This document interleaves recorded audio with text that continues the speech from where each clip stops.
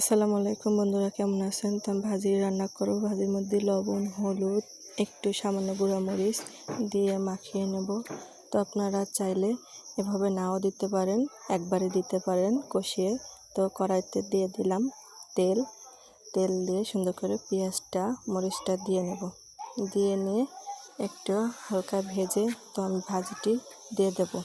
ভাজিটা দিয়ে সুন্দর করে নাড়াচাড়া করে রান্না করব। তো আপনারা চাইলে এভাবেও রান্না করতে পারেন, আবার না চাইলে অন্যভাবেও রান্না করতে পারেন। এই তো আমার রান্নাটা এখন হয়ে গেছে। তো আমার রান্নাটা কেমন হয়েছে অবশ্যই কমেন্ট করে জানাবেন। আসসালামু আলাইকুম বন্ধুরা, কেমন আছেন? তো আমি ভাজি রান্না করব। ভাজির মধ্যে লবণ, হলুদ, একটু সামান্য গুঁড়া মরিচ দিয়ে মাখিয়ে নেব।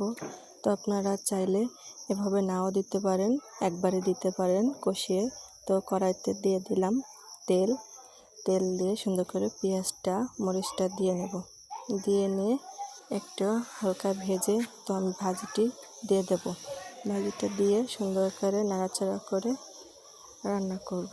তো আপনারা চাইলে এভাবেও রান্না করতে পারেন, আবার না চাইলে অন্যভাবেও রান্না করতে পারেন। এই তো আমার রান্নাটা এখন হয়ে গেছে।